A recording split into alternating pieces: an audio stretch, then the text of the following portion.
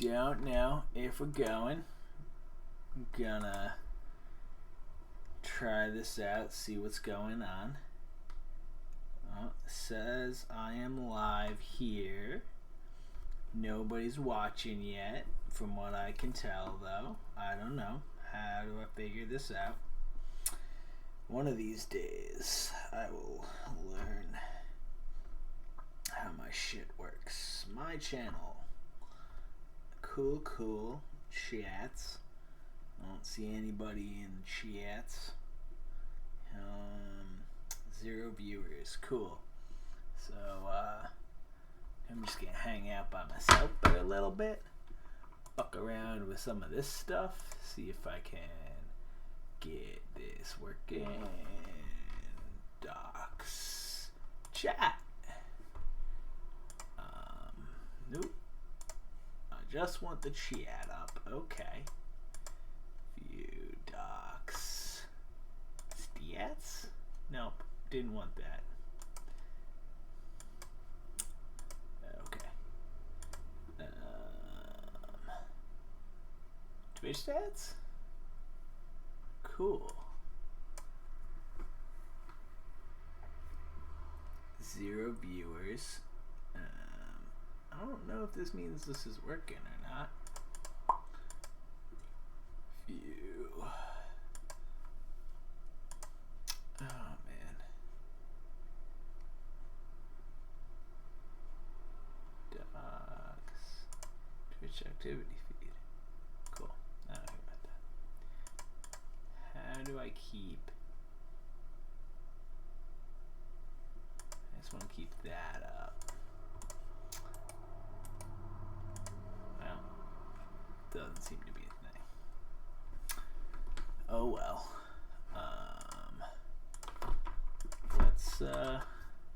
Let's do a post.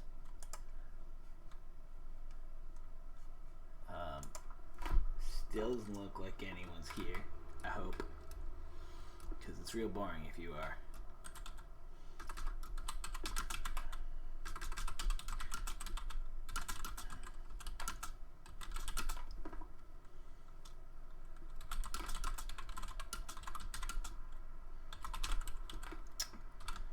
Yeah, sorry for being a boring ass bitch, but hopefully you're not actually here being bored, because that would be sad. Nope, that's not what I want. How do I just go to my channel? Nope, that's not it. Is this it? Oh yeah, this is it. Cool. Boom. My volume sucks, so let's turn that up a little bit. Can't do that. Okay. Maybe if I just move this shit closer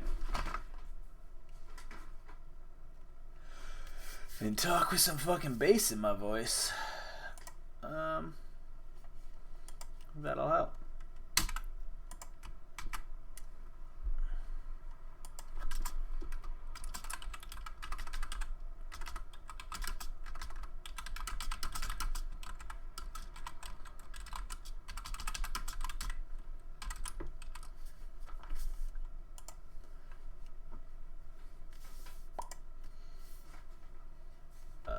Where'd that go? Where'd my post go? Cool. Great content. Oh, hey, are there people here? If you're here, let me know. I'll actually start doing stuff.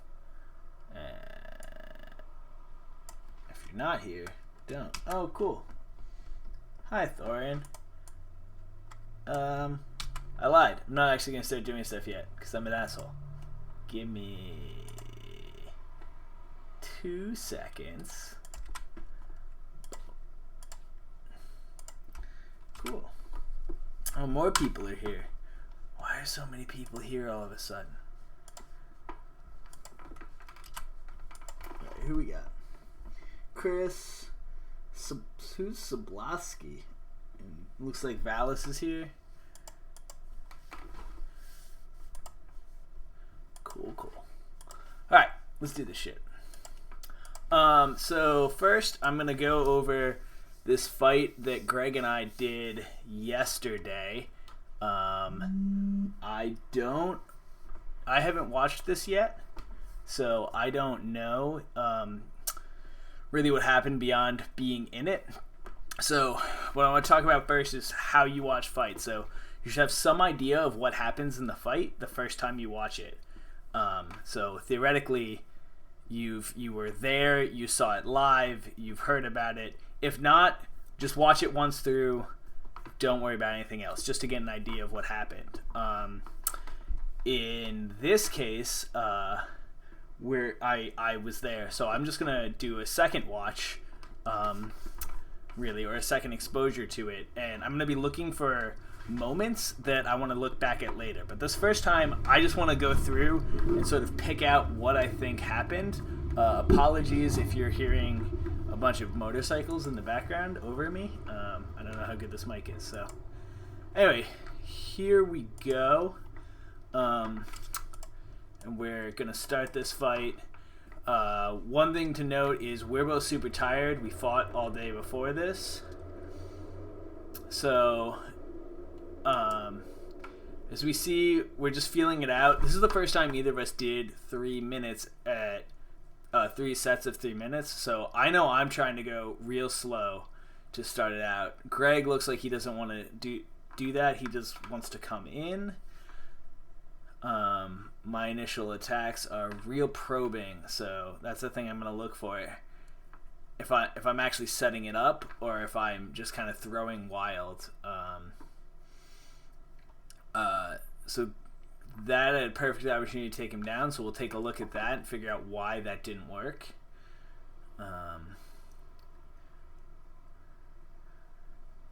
Looks like I'm just throwing straight into his guard right now, so that's another thing we're going to take a look at. Ooh, my armor isn't really holding on. That's not great. Yeah, and I'm clearly not checking my range at all, so that's not great. Cool. Can we just skip the armory part? I don't know how that works. Boom. Alright. So that was just a minute. I'm fucking exhausted at this point. Let's see what's gonna happen. They're making us move again. That's boring. Let's get to the actual fighting. Alright, here we are again. So here I am on the right, in case you can't tell us apart by the rust. Oh, that's so slow. My feet do not feel good under me in this. Neither of us are getting full extension on our knees, so that's the thing I'm going to want to take a look at, why that's there. Definitely going to take a look at that throw. I remember trying to set it up, but did that actually work, or was Greg just off balance? So that's the thing we're going to look at. Let's see what else happens. You can tell I'm super tired by how I'm holding my head. Like I'm literally holding my helmet up right here.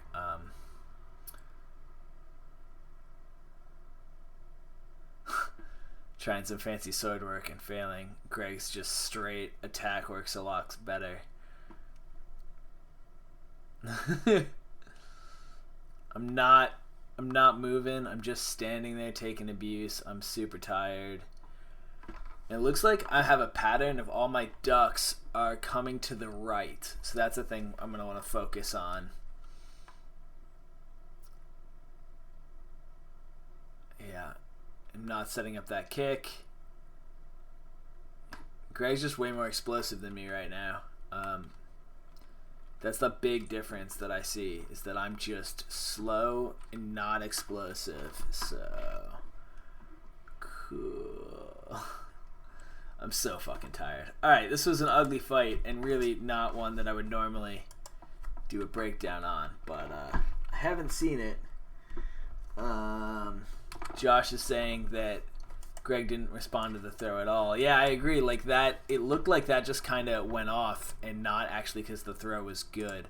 So, I'm gonna use this cool thing to be drawing over stuff when I see stuff happen. So again, we're feeling each other out. I'm trying to get some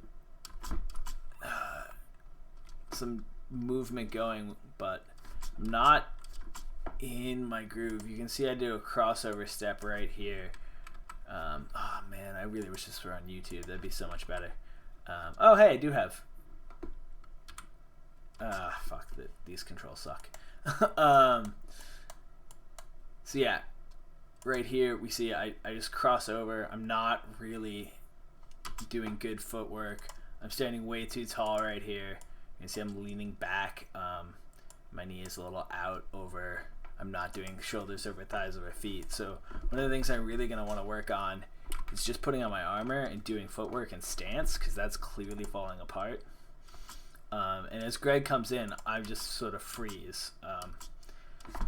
My buckler comes down to pick his up, and I just let him catch that on me. So he has an easy shot right through my blade because I'm not keeping my guard high. And he just throws a bunch of unanswered. So that's mostly just I'm just too tired. Again, let's take a look at that probing shot because I want to see am I actually at range? So this is one of the things I like to do when I'm taking this apart is look what worked and what didn't. So this probing shot failed. So the first thing I want to figure out is why it failed. Did it fail because I fucked up? Did it fail because Greg did something well? So one of the keys that I like to do this is what's called resulting. It's actually a really bad strategy in something in like poker. Where you look at the result and try to figure out why it happened. In fighting, though, it's a little bit better of a strategy because fighting is closer to a solved game, something like chess. Where in chess, you can always track back and figure out why the move happened. Fighting is closer to that, so we're going to look at that and we're going to say, hey, why did this land or not land? So we can see Greg's already stepping back as I'm trying to get my throw in. This foot's going to come back. I'm trying to cheat ahead, and it looks like I just don't set this up at all. I see this stuff in the chat. I'll address that in a second. So yeah, instead of taking a nice little half step here so that I could have cheated some range, I took a crossing step, put my sword foot in front, but that's when Greg's already out of range. So he's just going to be at the edge of my blade. So when I have my full extension, that's probably going to be my arm right about to there, and then my actual sword's going to come just to there. So all he has to do to beat this is lean backwards. I think he actually takes a step instead of leaning backwards, but the point is, okay, he actually just catches it on his buckler, but I had that whole distance to go, and I didn't set it up. I didn't throw anything. The only thing I did well is I'm stepping off line on that second shot, and had he been coming in, that would have worked out well. So overall, this is a decent exchange, minus that if we take a look at my footwork right there, I just kind of look shoddy and stupid. I'm not actually taking a half step back. I'm just kind of jumping. So here, I go to the side, and then I slide this foot in. Oh, I like the pink better. So yeah, slide that foot in, and I'm way extended there. That should have been nice footwork, and it wasn't. So, all right, what are you people saying? Oh, someone's talking about bullshit. We have a spammer in here. Why am I committing so much to the offside? I don't know. I actually didn't think I threw that many offsides. We'll take a look. Most likely, this is so I'm using a Dusak, and the weight of that really requires like that you'd kind of throw multiple combos. So if I was throwing opening offsides, I'm really fucking up because that thing you really want to get it moving first. So I didn't notice that. Oh, that offside right there. So I'm throwing that because his legs are super open. This is where he keeps his guard. And because we're in a lot of armor, voiding is pretty hard. In addition, I am very comfortable changing levels, so when I take that shot, if we go back 2 seconds, boop, too much. I fucking hate this controls. All right, so right here, this is not a great one. I'm still a little cocked. So I'm still kind of at that angle as opposed to I'd like to be at a 90. Instead, I'm here at like a, I don't know, 70. But that cuts off all the angles he's going to throw at. So if I time that right, I'm going to duck under his throw. And really all I have to do is throw some nonsense in the way, and that should trigger a response. And then I'm protected, and I get a shot on his leg, provided I continue my movement and everything else. Because right now, most people aren't changing levels. We're far enough away, I don't have to worry about catching a knee. So that's really what that offside's about. It's more about I can change levels and throw that shot versus changing levels and throwing the onside shot. I find to be a lot harder. This just sort of sets it up by throwing my body to get the tip moving. So yeah. And notice, let's take a look at the difference there. Motherfucker, I hate this control system. So right, here's mine. I bend over. Here's Greg's. He is kind of changing levels. We see him down, but he hasn't really taken his head off of line. I can easily still have the throw.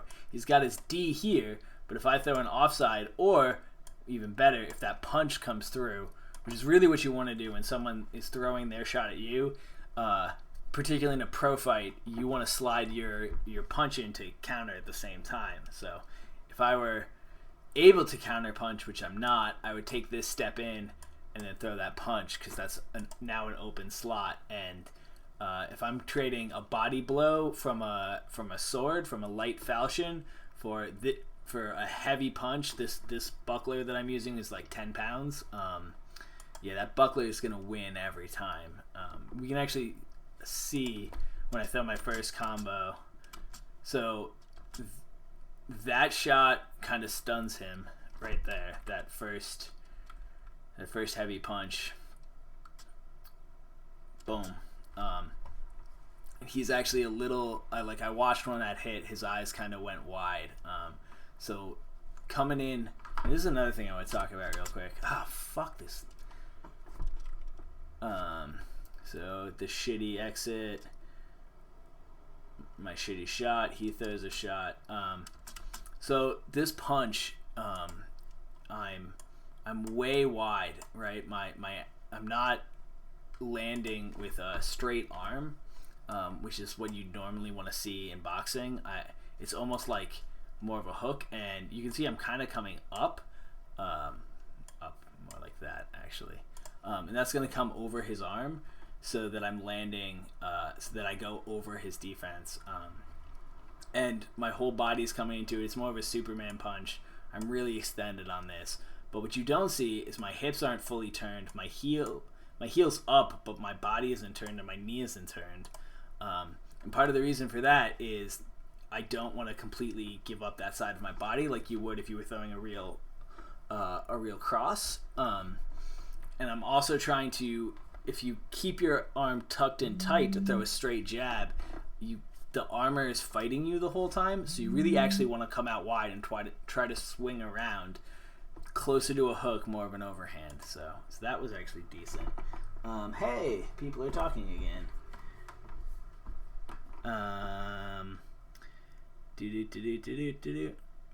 Yeah, it's an overextension. Leaves me open if I stepped in. Alright, so talking back that the offside, the dip offside, it doesn't. I've thrown that thing for 2 years. I've had people step in on it. You're back up way too fast. I assume that's what you're talking about. It's especially if you're throwing it from the outside. I usually use that in my longsword fights. You're very safe. You might eat a shot, right? So that's the thing. You're not necessarily going to win the shot every time, but you don't have to worry about, hey, I'm going to get knocked out with this shot. It's just kind of I might catch a blow, and you're putting yourself in a position where you'll probably land a blow if you eat one, and you're almost certainly not going to miss and get hit. That would be very hard. So that's what that is about the overextension. This is neither points nor to 5. This is pro fight, so I guess technically they do pro fights. We didn't do it judged. We were just testing our gas tanks. So we did a whole day of fighting, and then we wanted to see where we were. Turns out we are not ready. So, what's up, Andrew? Yeah, and so yeah, if it's done, talking about the shot, the extension shot, if it's done at outside C range, exactly. That's where you want to do that, where you're playing with in weapon range. You're not playing in punch range or kick range. Anyway, back to this. I hope this isn't too boring. I feel like I'm kind of. All right, so let's break down this combo. Actually, kind of works well, but also we can see one thing that goes really poorly. I'm just going straight the whole time. So I land that last blow because I'm not following. We're going to take a look at that in a second. But if I, after this kick, follow that in off to the right here where that next shot's going to land, or try to follow in the other way, keep working that, he's off balance. But I don't. I just give up. You can see I'm just too tired. I'm backing away, and that's dumb. I back away with my guard down. This is again. There's a lot of this is playing to me just being too tired. All right. So what I was trying to do here is step out wide and leave my leg here to trip over, and so we can see I don't leave my leg. And I don't really think I stepped out wide either. So no, I do step out wide just way too late, and I'm not dropping my ass enough. So this is a big point. I'm still here. I've bent over at the waist, but my ass is way too tall, so he's never going to go over me. So this is a thing that I'm definitely going to have to work on, is timing that and making sure that I'm dropping my butt. So that's, again, this is where we look at what worked and what didn't work, and we go, hey, that was a point that failed. What happened? So, and then I like to pause and go very slow through it, right? So we're trying to talk partially about the process, not just about what actually happened. So in this, if we go back a couple of seconds, we see what spawns this is I'm just backing down, my hands are down. So this is something that I want to put into my toolbox for later. Even though I didn't mean to cause the charge, by looking this exhausted, Greg gets hungry and he's going to overcommit. So in the future, if I have this range, I might want to back out like this, my hands down, looking super loose, and maybe I'll get him to come in. And so I have the timing almost right. So I'm moving here, but I'm not moving quick enough. Maybe I want to take a step back instead of just going straight out to the side. And he's throwing a knee too, and I'm trying to catch a block, it looks like, or maybe that's just instincts. But this is partially down, and this needs to come down more. There is a problem that could have opened up the knee to really fuck me up, but also I might have been able to better catch the trip on the way in. So yeah, so I've dropped down way too much. I'm bent way too much at the hip, not bent nearly enough here, and that means he's going to impact me a half second earlier. So again, we're looking at this, and what did I do right? The timing on the step was okay. Everything else was garbage. So we break it down, and we look at the body mechanics too. So we see that Greg is super tall. So I probably could have, if I dropped down this way and put my shoulder into him, I might have been able to end him over. Or again, if I'd just been able to step out a little bit wider and just leave my foot there, that's an easy trip, because he's way too tall. his feet are out in front of him, but like he's leaning over, so he's not actually in control of his body, and it looks like that's because he's prepping to hit me. So yeah, again, this is a moment that these are very teachable moments. Look for the big moments and see what happens and see why they didn't work. See, so this is the leg that I was hoping to leave out. And we can look at Greg here is going to come around and easily has a trip right here. I have one leg up. I'm off balance. I should not stay up on this. He just hit me with a bunch of force, but all he's got is a turn, which is actually to turn and land that's pretty cool. But I have a feeling if he was able to hook me on the way in, yeah. So this is why those ducks are useful, and why going a little too far. Why those ducks are useful, and why if Greg had been a little bit savvier, see he went for the check. He got his arm up here, and he's not able to get it down quick enough. If that arm were down, he could catch me with something, just some sort of hook, and I'd be able to go down. So yeah, even though I fucked it up, Greg fucked it up too, just in his over-eagerness. So again, this is how I like to break it down. I really like to spend a lot of time on little portions and go back and forth and go back and forth, ideally in slow motion. So this is us being super tired and having really terrible guards. So Greg's shield is nowhere near in a good position. This shot shouldn't land. All I did was take a step in and maybe threw a half feint with my shield, and I'm trying to catch that. There's no way this shot should ever land. His guard should just be up, ready to catch it, and instead it's way out of position. And then you can see he even catches a little bit of it, but he's so far out of position, it comes up and just rides his shield, which in turn, his shield now is, he doesn't have a center line, and that's what gives me the next punch on the way in. So I'm trying to rotate around. Let's see if that works. No, I just back out. So the big takeaway for me, I think, is that I'm in and out too much, and that when I'm winning, I need to be staying in. So yeah, on the way out, I started giving him room to tag me. So he tags me there. I tag him here. I land. I back out. Now we're trading. And now I go back up. So while I'm pushing the pace, I'm winning. When I'm not pushing the pace, I'm losing. The other thing to notice, every time Greg's attacked me, he's come in super linearly. This is me actually rotating around. And when we were standing toe-to-toe, we're going even. But once I start doing just a simple step to the side, I land that shot, I land the front, and then everything comes in. And then I go linear again, and nothing lands. So that's a huge takeaway for me, is that I'm a little bit better at my stepping offline, but I'm still coming way too linear. Oh man, we were so fucking exhausted.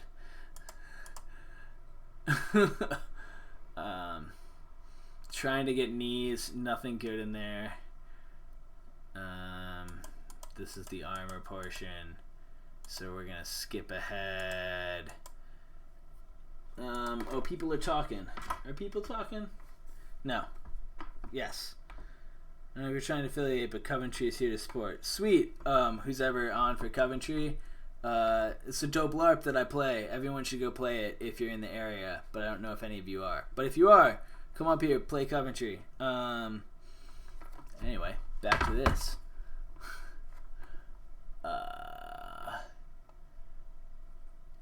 So this is the thing I was trying, and to no effect, is I was trying to throw these probing little jabs, and I don't know if it's because I'm not putting them out enough, if I'm putting them out too far at range. He steps him back, but not using it to get anything. Oh god, that is so ugly. Alright, let's figure out why that fucked up.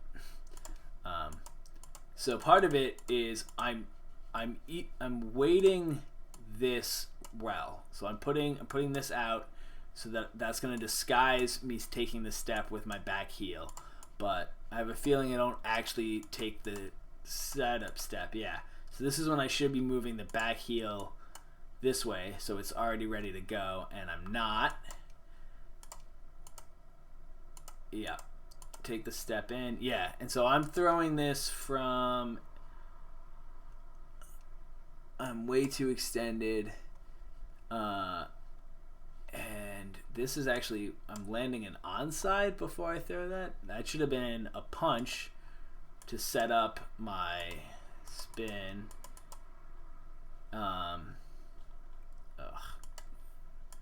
Really wish we could do this in slow-mo. So yeah.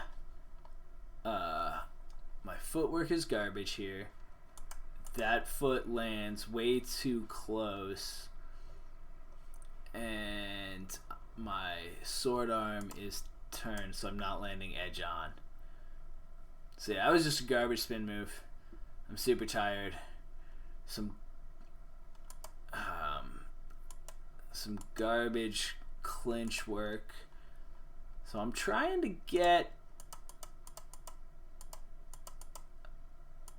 that time I just hit him. Oh, Greg almost gets a throw off on me here. Let's see what happened there. So I kick. Oh, it's because my feet are just up in the air. And he's able to start moving me. Why doesn't this work then? If he's already hitting while I'm up in the air. So there's my foot. It's going to be up. This foot's going to come in and kick that. So this is why. So he has, he's controlling with this arm up above. And that should be pushing down. But he needs to be pulling me this way. So, so that he's creating a recycling symbol that I can't draw. Excuse my poor drawings. So, but because this is an overhook and not an underhook, this isn't going to work. Even if he were to pull on my head, I doubt that would be enough. So he throws the kick, and yeah, I'm off balance and he's pulling me down, but I'm still able to stay steady because he isn't able to lift on that armpit. I really want to see why these knees failed. You should try being less tired.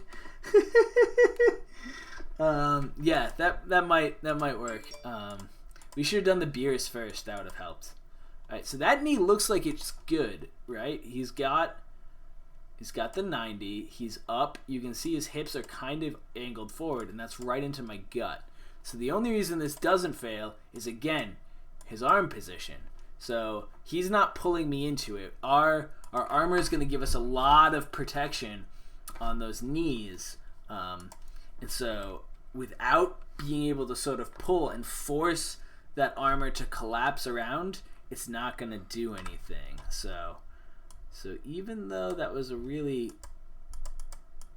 Oh, man, I'm so bad at this. We're getting on YouTube after this.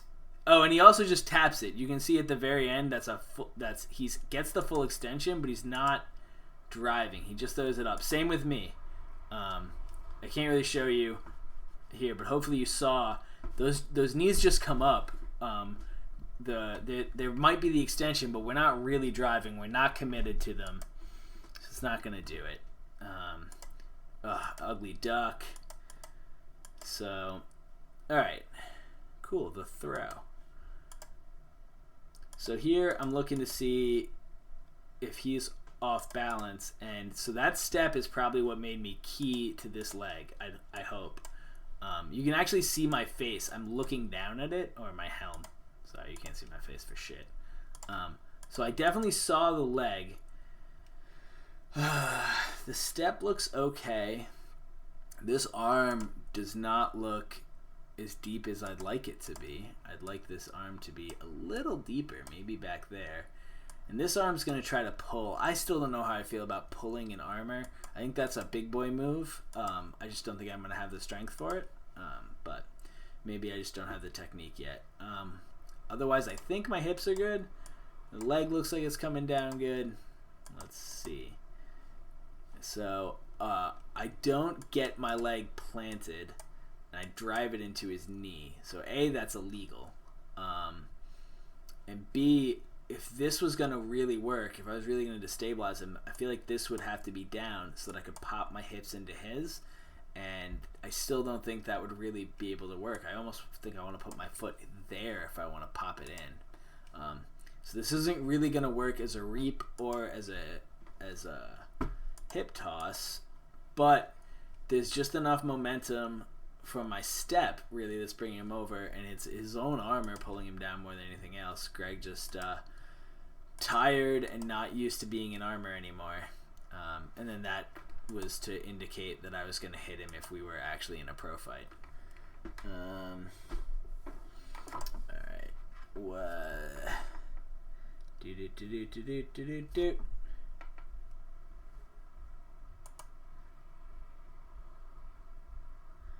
And nothing useful in the chat.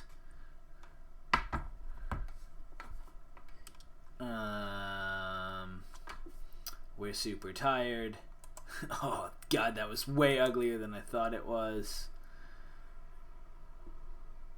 And again, I'm dipping to the right every time. I'm not dipping to the left. I haven't seen myself do it. And I'm leaning to the right to get that shot now. So the only time I'm going left is when I'm throwing that offside. I think I want to throw that. I think I want to do just more left ducks. Ugh.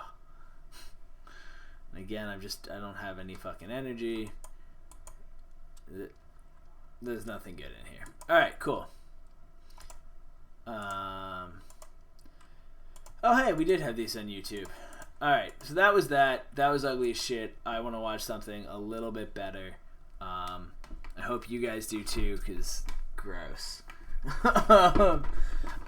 So, again, I want to point out that if you're sitting and you're watching a fight, you want to have watched it through once. So I've watched this once. I've been exposed to it. And then before you start doing your real breakdown, your study, watch it through again so you know what you're going to study. So I'm just going to draw the parts that I think are going to matter, but we're not going to look at those until we've actually watched this. So we see them come in here. We see a little gap here, and that's what we're going to look for. And, yep, the guy takes advantage of it.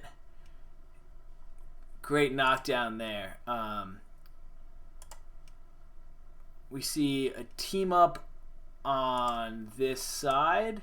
Nothing really happening.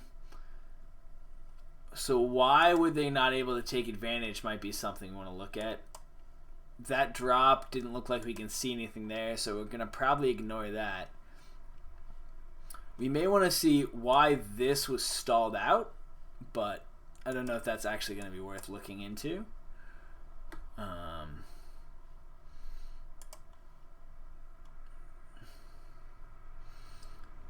So one of the things that this is clearly an HMB fight. One of the things I want to point out is that we don't see a lot of movement after that original one. And maybe we're going to look to see if there was an opportunity for someone to get free and if that would have helped out more. We're also going to look at why this double team takes so fucking long and why he stays there. That's interesting. So he lets go, and that guy's actually still up. So that double team didn't even put him down. So we're going to look at that. We see the opening again.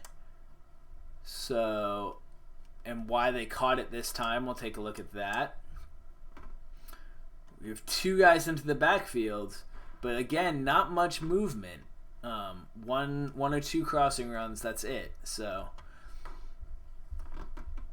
this is stalled out. Why did that stall out? We're going to take a look at that. To me, one of these guys should be involved. That throw is ugly as shit. I guess we can look at it.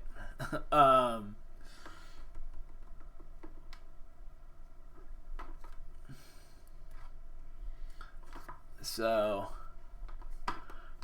get anything in the chat? More about how to not be tired. Thank you guys. It's great advice. If you do figure it out, let me know. I don't know that the arc reactors will help. I don't think we can interface with them. That kick was cool. I don't think I've seen running kicks into steady opponents before, so what was he trying to do, and would that work or not? Double team throw, we're definitely going to take a look at that. Not enough of that work. And now it is a 5-on-2, and it's still going to take, looks like, close to a minute, so what could have they done to speed this up? We'll take a look. Kind of looks like they're rotating people in and not all working at once. I don't know why they're leaving him on the rail there. Seems like with 2 people, you'd probably be able to pull someone off the rail and get a better shot, but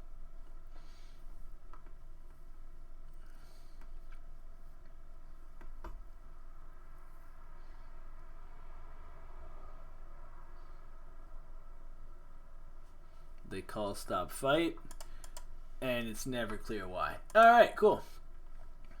Well, let's get into it then. So I don't know who these guys are. Someone just said, look at this fight. So right off the bat, we see a run to take this rail position by this guy, and his buddy leaves him, and I don't know why these guys don't run and try to take him right away. That seems like a thing you should do. So the first thing I want to look at when we study a team fight is positioning, field positioning, and for me, lanes. So as a flanker, the first thing I'm looking for is where can I run? And we see that both teams have left open these lanes. Either fighter can run through, so the white fighter can run through there, or the white and red fighter can run through either of these spots. And that's going to open up backs on either of the people. The other thing that the white fighter has is that this space, this gap right here is open. So he can penetrate and get in between these 2 fighters. Not necessarily a good option, but it's kind of showing that these are the things that I'm going to look for is what are the lanes, where can they go. Usually I don't pay attention as much to what the rail guys have for lanes because usually we don't see runs, but we will talk about that a little bit. Again, it's basically going to be the same spots, right? This guy can run here, but the one difference that we might see on rail people is that because he's stepped up a little bit in front of his team, these guys don't have as clear event into the backfield without getting caught. So the other 2 guys on the far side, they can run in through here, or they can run in and try to make something happen here. But the 2 guys on the left, we can't see that from. So that's the one good thing about stepping up. It cuts down some lanes, and it might, if these guys come up too far, give him access to come across. We won't see that happen, but so yeah. So again, when the first thing to look at is look at your formations, look at your lanes, look at how people are setting, and again, formation. I didn't really talk about formation, but here we see a 2-2-1, and we kind of see a 2-2-1 here, but really because of the way they've done it, it's kind of a 2-1-1-1. So let's go into it. So one of the differences we see right here is they're stacking, and both teams are going to do that in the second round on the left. We see we see that the 2 fighters on red and white have stacked almost vertical. He stepped out a little bit from the rail, we can see there, but nowhere near as much as the guy in the white, and he's not as vertically close. So he's not in as good of support range, but it also means he's much more protected. So if you have a very strong rail fighter, you might be doing that to try to bait someone in. Versus if we look on the right side, we see both teams have gone flat. There's almost no echelon, no angle to either of these teams' fighters. So again, we're still looking at position at this point. We're not really interested in technique. Immediately, we see White give ground to this giant of a man right here. It's HMB, so I don't really know if giving ground to the rail is the right move. It's very sturdy. If I'm going to give ground like that, I'm probably just going to back away. Or I'm going to go at the guy and try to fight him right here. But if you're just giving ground, it feels dumb to put yourself in a rail fight with someone bigger and stronger. I would say back him in and try to lure him so that your buddy has a shot at him, or that when he tries to go for your buddy, you have a shot at his back. I really don't like that play. But we see that he immediately hooks the rail, and great heads up move. He's got the red and white fighter is wrapped around the head right here, and he turns out to look at the whole field. So again, what we're looking for now is not just positioning, but vision, and we're also going to start looking for technique now that the engagement has happened. We see flattening on the left side, and we see the first technique start to go where this big fighter is going to just try to put his weight down and sort of passively handle this fight.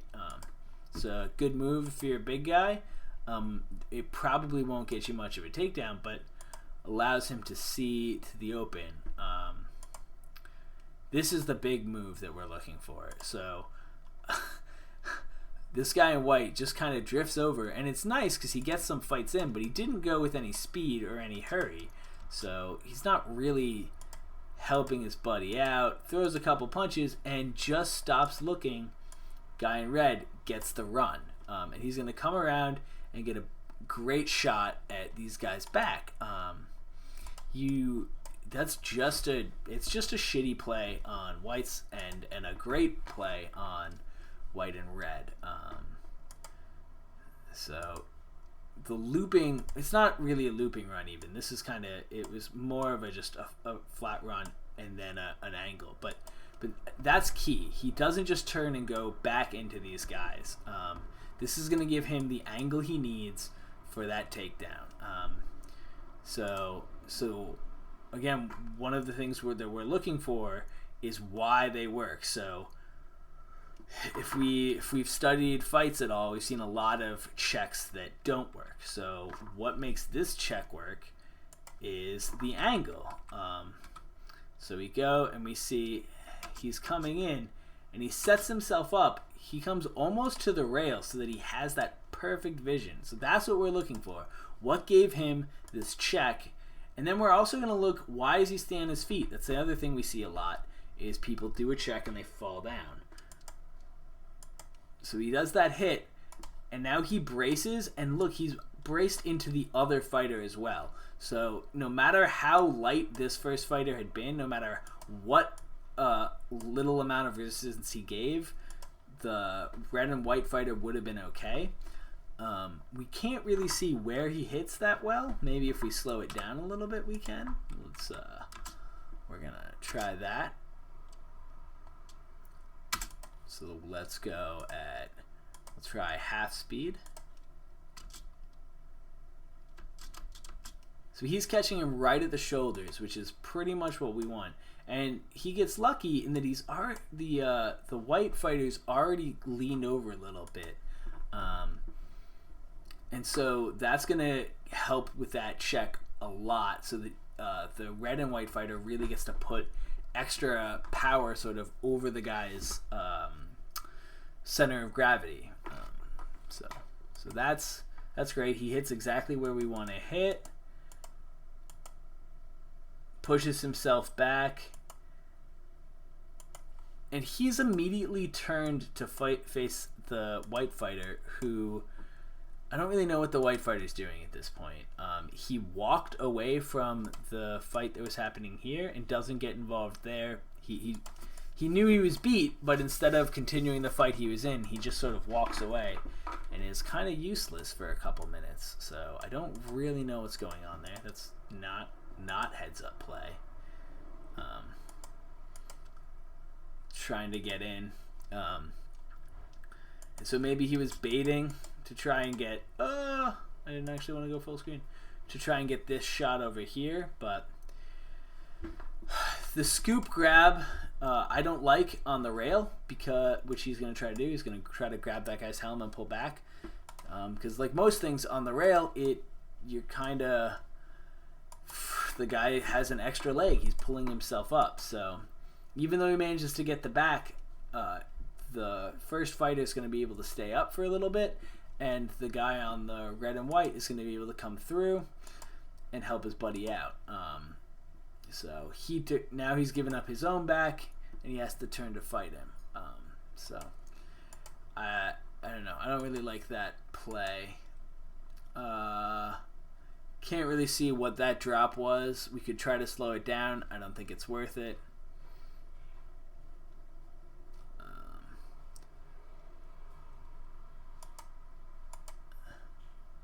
So again, trying to find what to look for. So let's study this fight over here. We have the red and white fighter who's now backed himself into the corner, and he's got someone hanging on him. So looks like he comes in, he grabs this guy, manages to get hooked, and they're not working together here. We see the big red and white is pulling on the head, and the little red and white guy's just trying to stay up first, but he has the underhook right here. So it seems like he should be able to walk out and pull, and the two of them are going to be pulling against the other fighter's one arm on the rail, and that should be all he has to hold himself up. And I mean, honestly, if they just pull and walk, it seems like he would hyperextend himself or have to go down. I haven't done that much rail work, so that's just a theory. And just sort of hanging and pushing. And at this point, it just doesn't seem like the red fighter is pushing up or helping his big guy. He's just kind of hanging there. And again, now the big guy's hanging on both guys, and they're just sitting and hanging. All right, so this is definitely a part I wanted to talk about either. So we see him kicking directly into the front, this guy, directly into the front of the white fighter's legs. So what is that actually going to achieve? We know this isn't going to actually knock him down, despite the vast amount of energy he puts in. He ends up staying up, and the only thing that I can sort of see is why this isn't doing any work, assuming that, I mean, those kicks look powerful, they sound powerful, is because he's kicking the guy into two sources of stability. Even though this big red man is hanging on him, he's also providing a base, that a point of balance that the white guy can play off of, and there's also the rail. And so the vector of these kicks is coming in like this, and that's where the person in white is going to be pushing back against. You're going to want to pull him over something else. So if the kicks were coming in this way, maybe that would start to do something, especially if we start to see some work from the top guy pushing that way. But instead, all we have is kind of pulling him down. And so while pushing his feet out that way would normally work, there's nowhere to push them. So it just kind of turns into wasted motion. I think I'd rather see knees to the face at that point. Those knees are what I want to see. But again, he's throwing these knees. Now he's throwing those knees into the red guy who's just holding him down. And honestly, at this point, pulling him this way. So that's not, you're not working against, you're not creating that recycling circle. You're not putting force against where the base is going to be pushed on. So the knees I would have liked to see coming in from this angle, being pushed up into the direction that the guy was being pulled into so that they have more force instead of driving him into the same direction. Driving knees would be helpful if there wasn't a guy in the way. But again, it's just putting all the same energy. There, that knee looks better. That knee looks better. He's getting caught up in the armor. It seems like he should have a shot to the butt. If the man in red had let go of this guy over here, he could have brought him out. But instead, he let go a little early. But standing up, the guy in white just gives his back up and is able to pull him down pretty easily.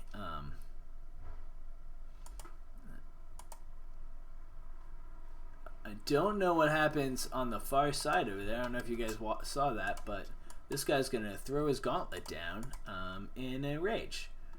So maybe we can figure out what happened. I don't know. Anyway. So that ended as a 5-on-2 for some reason, and this one will as well. So we'll probably stop after the first two guys drop. Again, we see this slight drift over, and part of why this opens up the space is because of how high he is, right? If he were sitting farther back, maybe here, this lane wouldn't really be open. You'd be able to, if you were sitting in this spot, you'd be able to step up into either of the lanes once the guy started running. He wouldn't have a looping run, and if he tried to even make a cross run there, you could possibly step in and catch him. But by being this tall, he doesn't have protection of his own guys. He does have a shot back to there where he could come back in, or loop around that way, but instead he's gonna be reactive. So he gets in, tries to throw a shot, and I don't like going after the flanker once the flanker's already come in, especially if we look. They've turned their backs to the rail on this point. Coming in here isn't gonna stop him, and you have freedom of motion.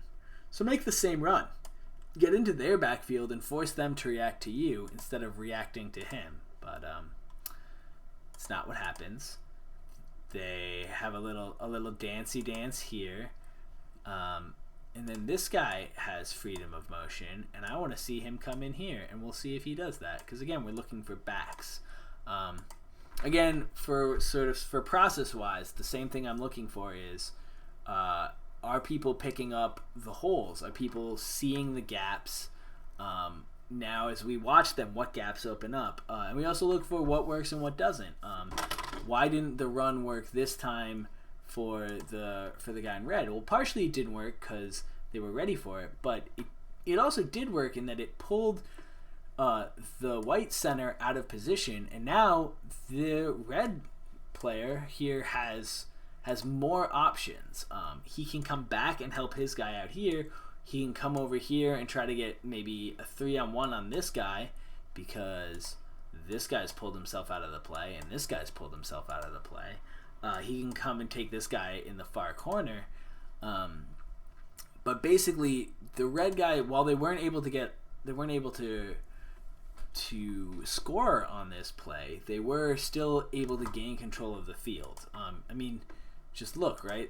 This was white side, and it's now has two red players in the back of it. So we see the red guy come in and kind of come back here, and I would have liked to see him drift a little farther back and hope that the white guy forgets him. Obviously, we see right here that he's noticed, but if you drift back enough, maybe the white guy forgets about you and goes over there, or maybe you get your shot over coming over here. Just by stepping in and punching a dude on the rail, I mean, maybe it's nice, but it went into the other guy's shield, didn't really open anything up, and now they're just hanging on each other. and now he's out, and now he has freedom of motion. So I don't, again, like, what we look for is moments of success, moments of failure. That was a moment of failure. It was a direct, and why was it a moment of failure? Because it was a direct head-on collision where you put strength against strength and hope you win, and you don't win most of those. Even if you're better than the guy, you still don't win most of those. That turns into a slog fest. That turns into a long grapple that we're going to see a lot of in this next couple of minutes. And that's not what you want to be doing. You want to be looking for better opportunities, for good opportunities. So, for example, this guy with the axe keeps trying to take shots on him, but is scared that he's going to get run over again.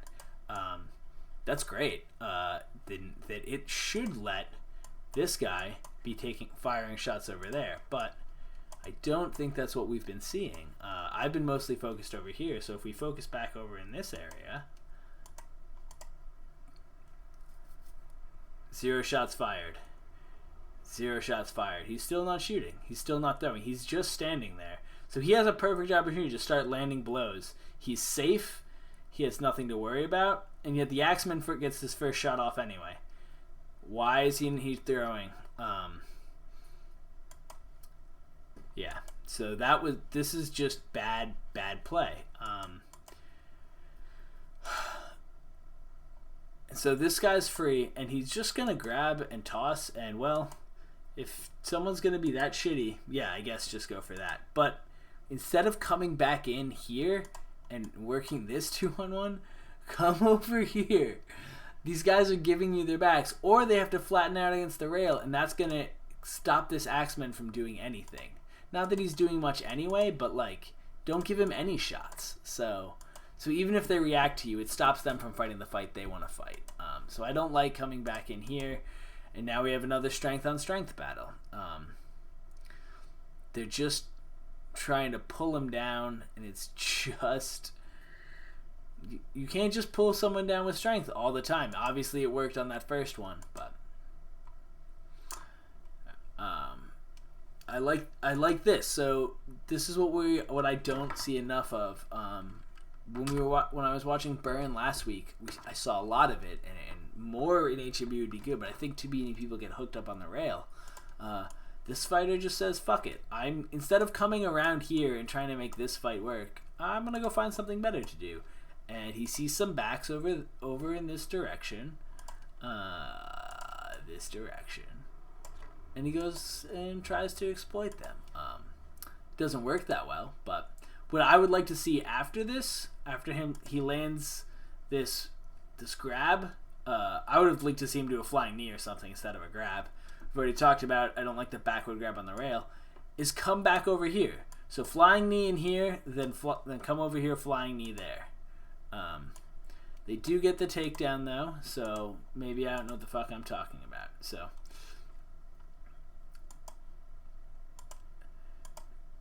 this takedown, there's nothing special over it. They just pull him down, and the guy just doesn't have the strength to stay up. So, all right, let's see about this kick to the legs.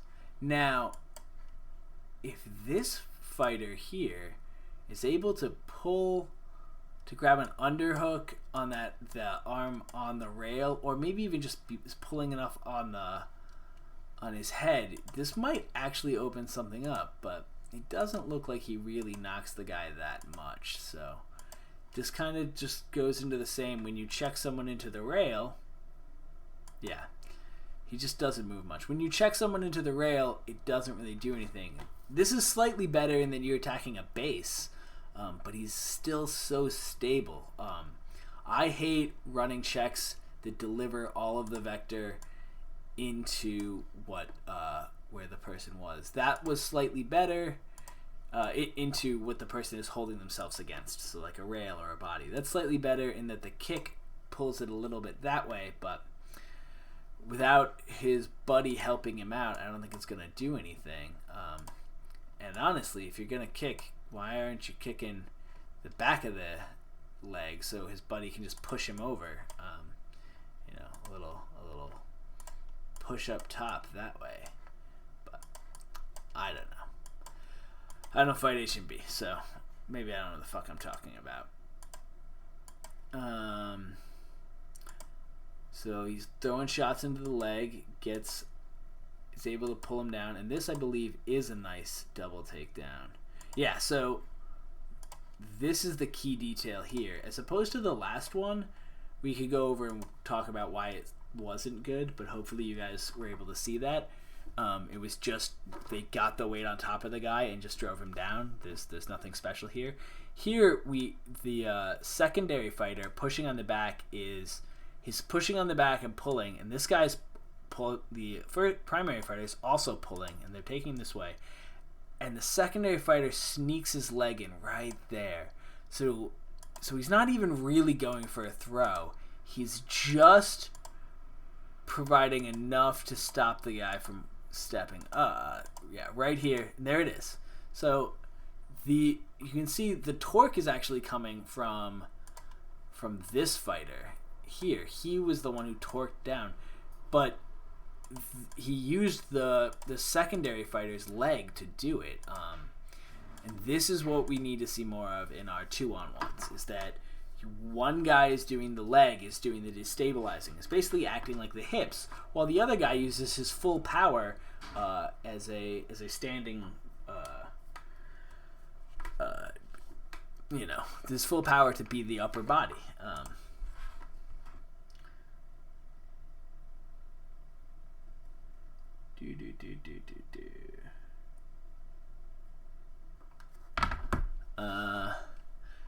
Check the chat. I don't see any questions. If you guys have questions, please throw them in. I'll try to check periodically. I will not guarantee that I read them all. I'm just skimming it. So this rotation I like, but they're not doing enough with it. I understand they're in the lead and they're not very hungry, so they don't feel very active, but I would have liked to see them more. And I know by holding the rail there, he's got the guy in the corner has a very strong base, but if we go back slightly, I can't really zoom in, so hopefully full screen's enough. Hopefully you guys can see right there, his arm is out, and that's not wrapped on the back rail right here, which means this fighter over here can slip in behind that fighter and take the corner. The two of them can peel that first fighter out of the corner. Now, he's still going to have the rail a little bit, but hopefully they can start to work that arm off the rail. They can either start chopping at it or just, peel it up. That's going to make the guy a lot easier to throw. So instead, they're just going to throw a bunch of punches. I'm not sure if there's something in HMB that makes that a harder strategy, but I know in IMCF that's exactly what I'd be looking for right there. And then this is just going to end, so that's enough of that. Fulcrum? Julie, I don't know what you're asking. I'm going to take a little water. So, yeah. Hopefully this is helpful. I'm trying to not just talk about what I see, but how to break things down, because that's the real question I keep getting, is how do you make this? I'm probably going to do maybe one more. I'm going to go till 11-ish. So, we'll take a look at this first fight from Clemson. Oh, and then someone wanted to see the 30s. So we'll do the Clemson, the 30s, and then if we have time, we'll do this fight from Havasu. So, yeah. So, I have watched this fight, but I don't remember what happens, and I haven't seen it from this angle. We have Iron Phoenix here versus the Dallas Warlords. One of the things that I'm going to expect is I'm going to expect to see A little bit more movement in general from the Phoenix team, though one or two guys from the Warlords might be opening it up. I know Sean is a bit of a runner, but in general, they usually, my memory of the Warlords, they usually do one or two runners, and then everyone else is kind of a walk at you and fight you guy. So this is what I expect to happen. Let's see if I am full of shit or not. So it looks like we're just setting up in a line, feeling each other out. Immediate contact over here. And then that's just an ugly grapple. Quick takedown. One of the Iron Phoenix guy looks like he got caught out. I think that's Sam. Got caught out, didn't know what to do, and then got taken down. We'll go over why that check didn't work. And then it looks like it's a 4-on-2. They're laying some serious beatings, and then there was a throw over there. So, alright, that's round one. Let's just do round one, and then we'll talk about maybe we'll do round two. Alright, so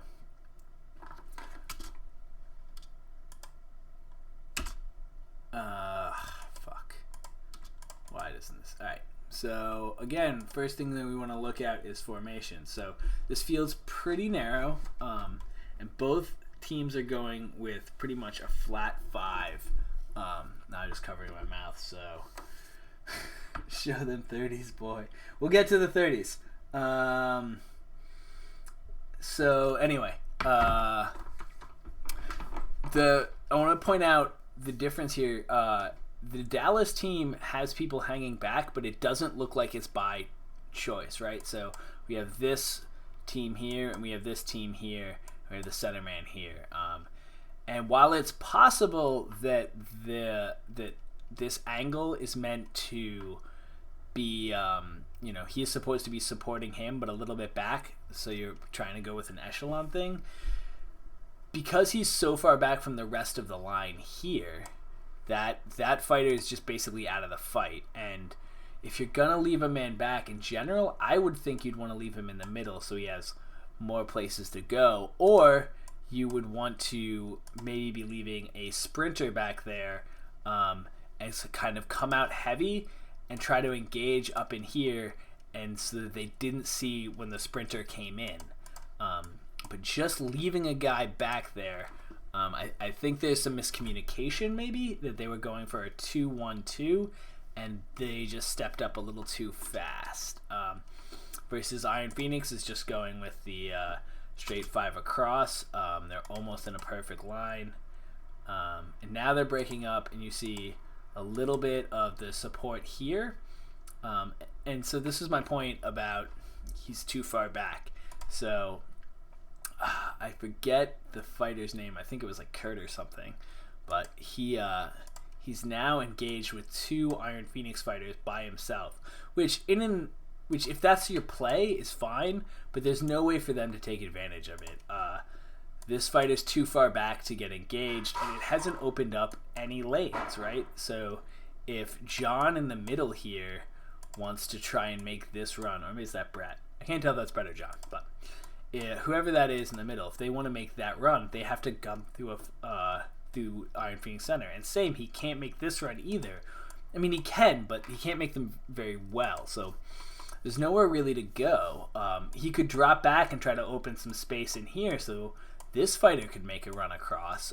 And that's something I might like to see if this guy were a quick guy. But I think that's Charlie.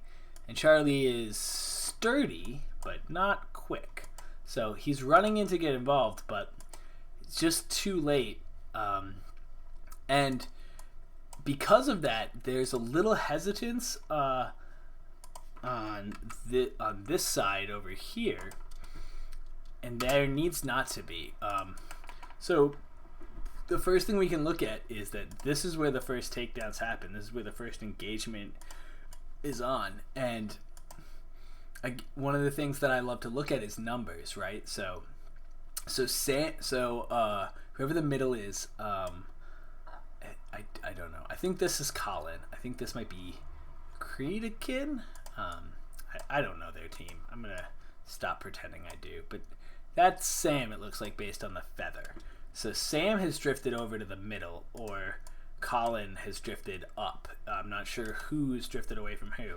But I did see the center guy step in. So we see that's pulled the whole fight over to this brawl going on here, where Dallas is already kind of losing in that they started it late and their guy took damage, but it's easy to pull even because taking 2 hits in a melee doesn't mean anything. But what that means is we have a match here. We have a 2-on-1 here that can and should be taken advantage of, and you only have a short window of time to do it. Dallas should know that they're fighting up, right? They should assume that Iron Phoenix is going to be man-to-man better than them based on just the amount of time they've been fighting.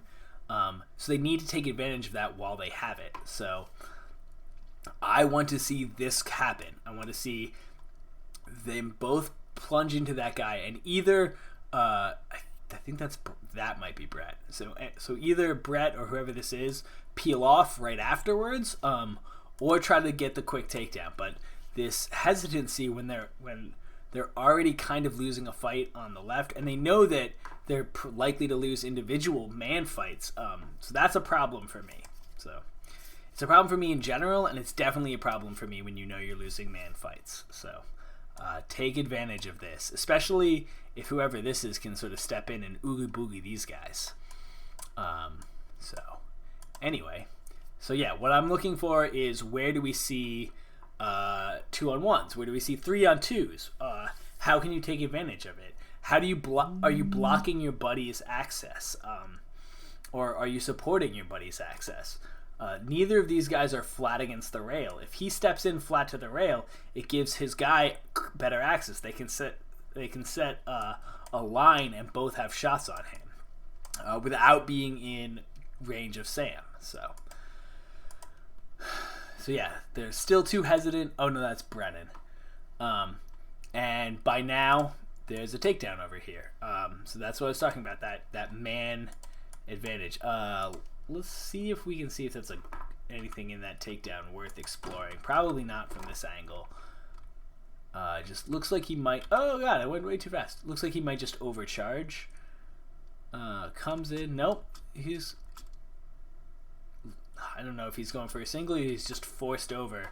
But looks like whoever that was just sort of walks him out. Better control of armor. I'm always talking about you need to know how your armor works. I love agility drills in armor, trying to move in different directions, in particular backwards and sideways, because you never know when someone bigger than you is going to take you for a walk. So that first guy is down, and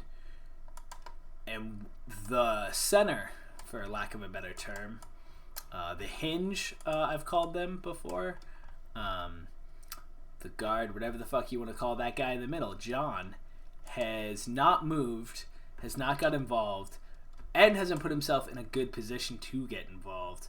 And now the Iron Phoenix center hinge, whatever, is going to be able to take a shot on Brennan. And so that's bad.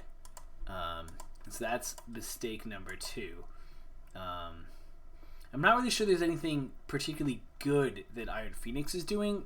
I mean, they're doing the fundamentals right, and but it looks like they're just winning on being better individual fighters and going in hard. So John starts to make the run over here, and then decides to go help his buddy. I think that's the right play, because as soon as you lose, you're already down 1. As soon as you lose 2, you're going to be really fucked. But it's hard to tell. I don't really know if there was a better opportunity for him. But the fact that it took that long to get involved is the real problem. We see Colin just walk a guy out again. Need to be better in armor. Let's see if we can see what happens with Sam over here. Comes in, goes for the check, wraps up. It looks like didn't get his feet over him, and then John's just powerful enough to pull him down. And that throw over here, can we see what that is? No, maybe steps in something. Oh, yeah, why does this check fail? All right, so he's coming in and he's running, and John has a clear shot to his back. But we're going to have to watch this in slow motion. I can't do it with pauses. Boo-doo-doo-doo. And there's Sam. Just an underhook and twists. And this is kind of the same thing here. But like this push over here was nice because he stops himself and it doesn't put himself in bad position. So John's coming in, looking for the check, and just kind of boops him. And you can see his arms are extended too early. So right here, his arms are extended. They're already at full extension by the time he's hitting the guy, as opposed to being a step in and extending the arms when he hits him. And he kind of gets a little push afterwards, but he's already slowing himself, and which is good because you want to keep yourself up, so you don't want to run and overbalance yourself. But at the same time, he's slowing himself so he doesn't have any force, especially with that little push. And then he just stops. So instead of driving through and running the guy down, which is what you have to do when a guy's still up, you have the pressure on the top of his back. Just keep pushing and keep running and try to run faster than them, which should be easy because they're bent over. And that should be enough to run while pushing on their back to push them down.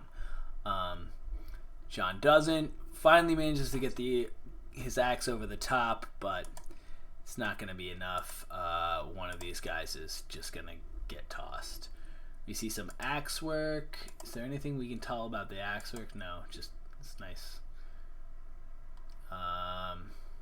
And then John just gets tossed. Alright, well, that was round one.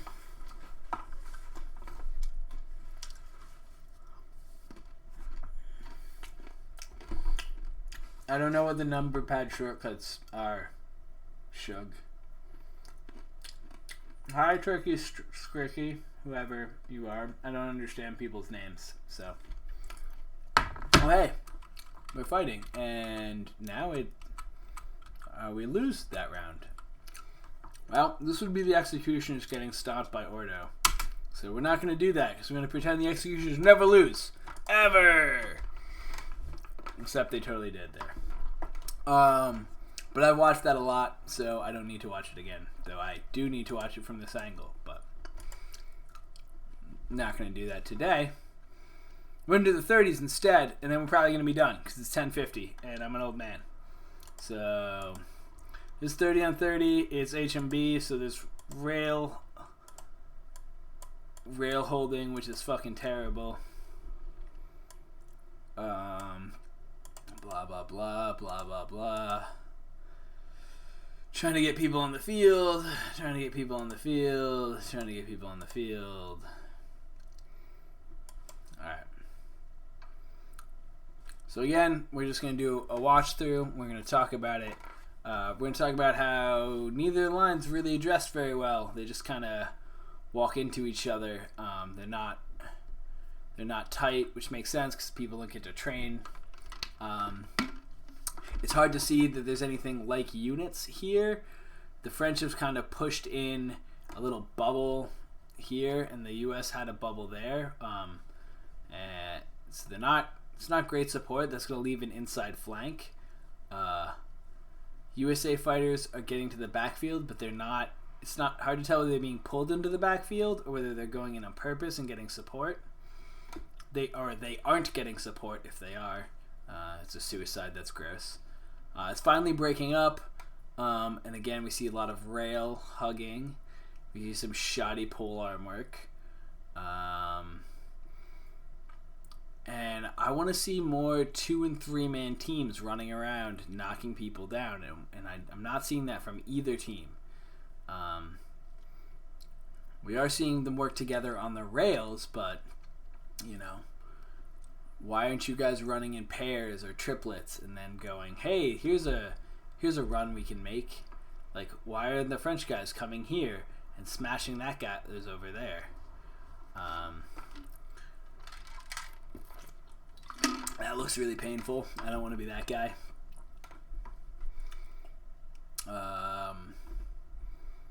Someone on Iron Phoenix still up. One of those Barboot boys. And that's the fight. Hi, Nikki. I don't know why I'm waving. I should wave at the stream, but I'm waving at my chat instead. All right, that was round 1. Let's do round 2. This is the replay. I don't want to watch their replay. Beep beep. Beep beep beep beep beep beep beep beep beep beep beep beep beep bop bop bop. Did it. All right, come on. My super enthralling weird noises. So I want to point out the French are like in a tight unit and the USA is all spread out. That's not great. Not going to come out to much of a difference later, but it does suggest that the French team is a bit more unity. And sure, France is a smaller country geographically, so it's easier to get together to train, but you should be able to pass along what the unit tactics are so people can train and understand what they're going to have to do. And that clearly didn't happen for us, at least the beginning part. So again, we come out, and like this is what I'm talking about, where we're not really addressing the line. So we have all these stragglers here. I should do that later when we're actually pausing. And they're just sort of left over, and there's no real reason for them to be back there. They're not plugging holes. It's not building an echelon to trap people. They're not waiting to get their call to the front. They're just sitting in the back. So like here, that kind of makes sense. You're sitting waiting for your chance to get to the front. But so we see a charge, and what I liked about that charge that I didn't see in the first one is that it was followed up, but they kind of gave up. This is nice. We see a guy coming in and running the line and running the backfield and continuing down. And if he'd had 2 or 3 guys with him, that's 4 or 5 takedowns easy.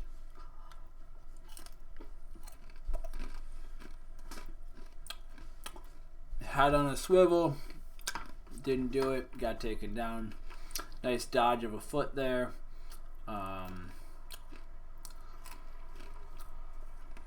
So I would say let go of those guys and help your buddy out and go get moving. Why are you trying to work this dude on the rail that isn't going down? There's gonna be an easy kill. There's like 20 people out on the field. Go find the easy kill. Like that guy right there. Boom. Easy kill. Stop wrestling this guy. He's a hard kill. Go find some easy kill. Like this guy right here. That's going to be an easy kill. He's in the bodies. But nope. We're going to wrestle on the rail. We're going to look for the hard fights. Let go of the hard fights. I don't know why this guy can't get his feet under him. Just do that, buddy. Yeah, why didn't you do that? Good job. All right. And again, they're stuck in, and I just really don't like. I mean, it's ugly for one thing that I don't like, but I also don't like it tactically. Oh, wow, that Frenchman suicided himself and one of his buddies. Ooh, cool takedown over there, guy.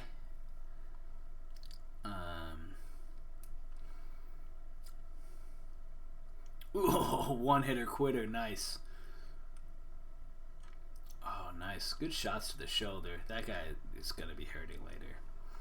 Okay, so there's only like 2 or 3 USA guys left. And there's a shit ton of French guys left.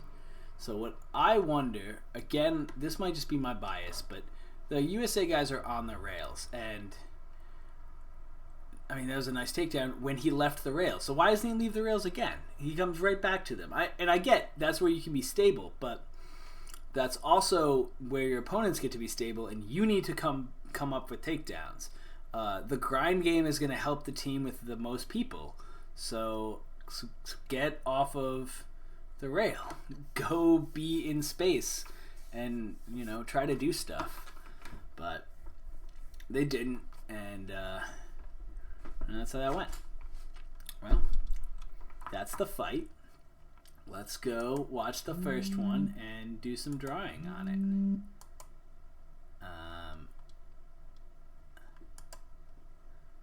Alright, I got my pen ready to go on to drawing. And so we see this part of the French line is way out front, right? So this is the rest of the line. This is this guy. They would be like here. It's like 2 or 3 steps in front. Now, if this were done purposefully, if this is a push into the American line to try and drive them into this corner and kind of bunch them up, that'd be dope. But I think it's just, they kind of came out running instead of coming out at like a marching pace. And I kind of feel like you should more come out at a marching pace and try to stay even. But admittedly, we're not a real army, so I'm probably asking for way too much. That's probably way too hard. And we see this gap in the USA line here, and obviously, I have no idea what we're doing. If it's ice, you want a fucking echelon, but ice isn't running the team, and also that's not a fucking echelon. It's like a weird fucking mess over here, and it's kind of just like we were a little hesitant in the middle here, and then a bunching over here. So not my favorite there. It's just we clearly on the 30s. It's the first year, so obviously they didn't have much time to train. We haven't done it before, but you can see that that's the inexperience. Look, the French line have a line. And you can see there's almost a pole arm per shieldman right here. Boom, pole arm, boom, pole arm, boom, pole arm, boom, pole arm. Shield, shield, shield, shield, shield. This is, it's not perfect, but that's kind of what you want to see. And you kind of see some poles in here, and you see some shields, and you see this gappy bit here that is neither really trying to pull them in or... I don't really know what the gappy bit's for, so I think they just don't want to get hit by poles, which is fair. I also don't want to get hit by poles. All right, so I want to see. So this is what I was talking about earlier. They're gonna bubble a little bit. So the French step in, and there's this little kind of bubble through their line, and then it comes back down. And what that means, and you can even see it, is that here, right, so over here we have 4 men in the backfield and then this far back man, and we have some guys back here, and then these 2 guys are backing up the line here, but it's basically just one set of line right there, and it's strung out. And what you can start to see is that we can start to see kind of inside flanks here, right? So here they're next to each other. Here, shoulder to shoulder. Here, shoulder to shoulder. Shoulder to shoulder. There's a little gap here, but that guy's filling it, shoulder to shoulder. And this guy's kind of filling that gap, but there's 2 gaps here. There's the gap 1, and then there's the gap 2. So this is where I would like to see maybe a push, right? So maybe we see American guys here go and they just try to push through. I mean, the chances that you're just going to get thrown, as long as you're watching your feet, aren't that high. So you can make contact with these 2 guys. They have too much shit going on to really stop you. So if these 4 or 3 people, they can push through, and I'll create a hole right here. Admittedly, it's a hole that France can push through, but it's also a hole that we could push through. So I'd like to see that. Hey, look, another inside flank right there. You can see this guy hit that line, or you can see this guy hit that line. There's another inside flank right here. As soon as this guy's lost his pole, you're up in numbers. You're up one guy, and hey, look, that guy took advantage of it. Nice. But he's not being followed up. This man isn't even looking over here, right? His eyes are all the way over here. He's not seeing anything going on that side. And this polearm just throws a shot and then steps back. If they push through, by the time this gap fills, these guys all collapse in, and maybe we get something happening. But instead, we just came back in. We reform. Not the worst. Maybe we can do it again. I don't know if you saw Superman over here. Goes for a run. What's going to happen? He's going to be left in the backfield. His boys tried to come get him. You saw a little bit, but they didn't push hard enough. And now there's this one guy fighting 4 in the backfield. This should open something up to happen on the front line, but it's not gonna, because you can't take people down on the rails, and then there's just too much bunching. So as they try to push through, they get stopped, and it turns into 1 on like 6 in the backfield. That means there's an advantage of numbers somewhere, and that needs to be taken advantage of. I would love to see this guy not go for this grab and throw. Just let go. And, like, you're in the backfield, buddy. Just keep running around. Just fucking survive. But, you know, that doesn't happen. So the chaos breaks up, and we don't do a great job with it. It's really hard to call what's happening, especially when the camera keeps changing. But a lot of what we see is individual fighters, and the French are doing a lot better at reforming. See, here's a unit. There was a unit, but you only saw 1 or 2. If we go back, see, like, here's a guy all by himself, and you see 2 guys over here, but they're not supporting each other. They're just there. You know, just slide in, buddy. Just slide in, buddy. Go help out. And you see so much of the Americans just looking around, trying to find something to do, and the French, you know, here's a unit forming. These guys are working that guy over there. Like, reform, buddies. But we don't. And see, this guy, this is kind of a good play. Maybe not a great play. You see him come over and join these guys. He doesn't run. He doesn't search for the glory. He just hangs out with his buddies. At this point, a lot of Americans are down, and it's kind of just wrapping up. So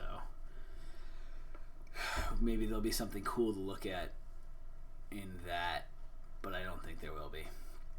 Really, this is just chaos, so it's really hard to pick out what happened. I think, in general, what happened is you had a bunch of Americans who hadn't fought together and didn't know how to work together as a team. And the French fighters did, and they had the discipline, and they had the teamwork, and yeah, we didn't. So that was what that round was.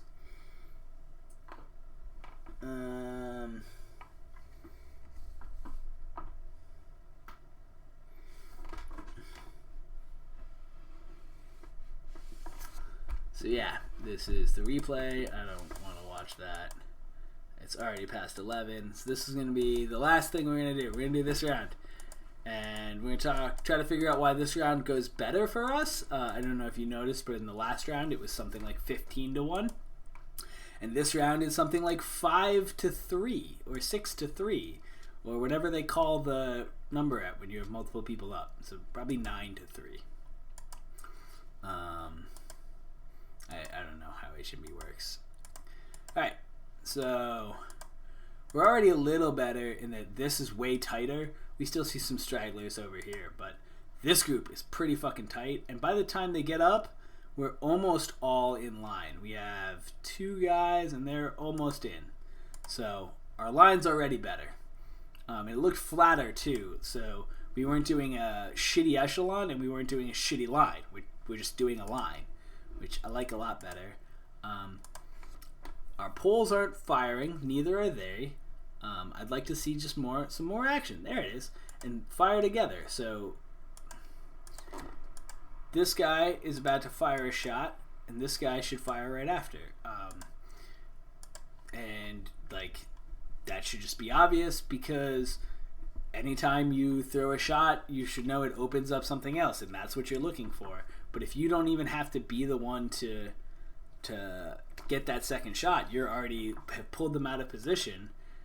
It gives someone else the opportunity. So he throws, and this guy dropped his pole arm down. This guy can throw a shot right now, and he might get caught and tangled on there, but this guy can't block it at all. So that's a thing I would like to see. I'd also like to see like people grabbed. We saw when the American was in the backfield, they were getting pummeled. If we go back real quick, we're gonna see this boy over here kind of jump in, and like this boy's jumping in, and they're just throwing shots and just probing, and like that's nice and all, but like, what if you grabbed this guy right here and just dragged him back into your line? Beat the shit out of him. I think that'd be cool. So this is, I think, why we do better. This guy makes a push. It's immediately followed up by this guy, which is followed up by that guy, and now we just start pushing, and we break their line down a little bit. We lose a few guys, they lose a few guys, but that's going to open up some flanks. And now see, there's gaps here, there's gaps here. We don't see what causes this fighter to get free, but he does. He hits that first one. He hits the second one. Ignores both of them. Doesn't care. That's the guy he's looking for. And then he's going to try to get someone over here. And you can see how that kind of opens this up. These guys, right, as soon as he makes contact, you watch him make contact. I think he makes contact with this guy first. Yeah, so he's out of the way. He's not involved. That lets these guys, they're not worried about him. They step up. He made contact with this guy. He has to step back, figure out what happened. Now we have greater numbers at the point of numbers at the point of contact, or whatever the fucking term is. Anyway, so basically right here, we kind of outnumber them, right? So they have 5 guys. It looks like we have 5 guys, but our 5 guys are involved, and only 3 of their dudes are involved. And if we keep playing that and keep pushing that, that would have kept working for us, right? If this guy keeps getting his run off, he's grabbed up tight here, but if someone over here makes the opposite run, we start seeing great things happen. But instead, we're going to go more face-to-face. And like this guy right here, this guy's trying to bring this guy down. He's super focused on bringing this guy down. But this guy's a badass. Leave this guy alone. Go get the not badasses.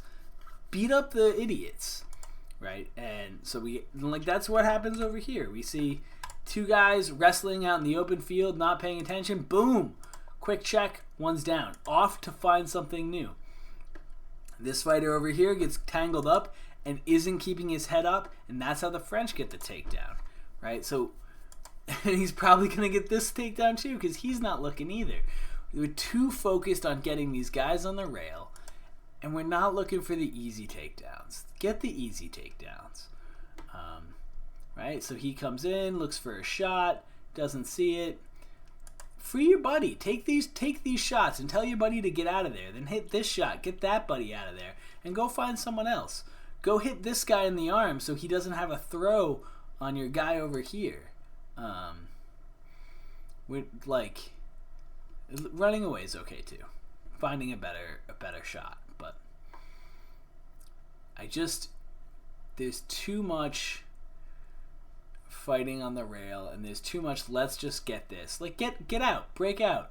And I know maybe you don't get, maybe they, there's no one in the middle of the field to hit right now. But if you get out and open, these guys might come off the rail, and then you get to do some work.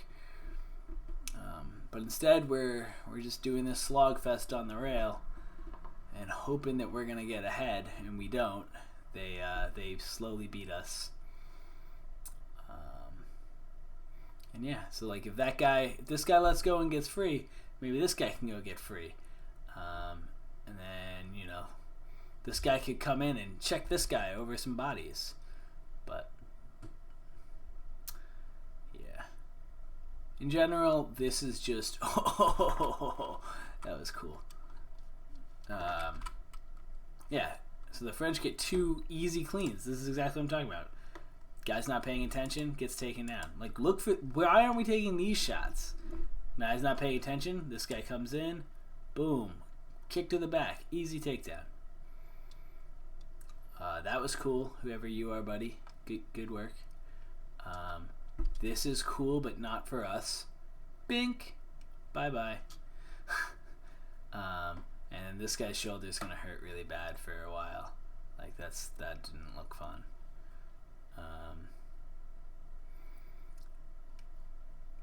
Great work getting that guy down, but I don't think he frees his buddy, and that's what you gotta do. You gotta free your buddy.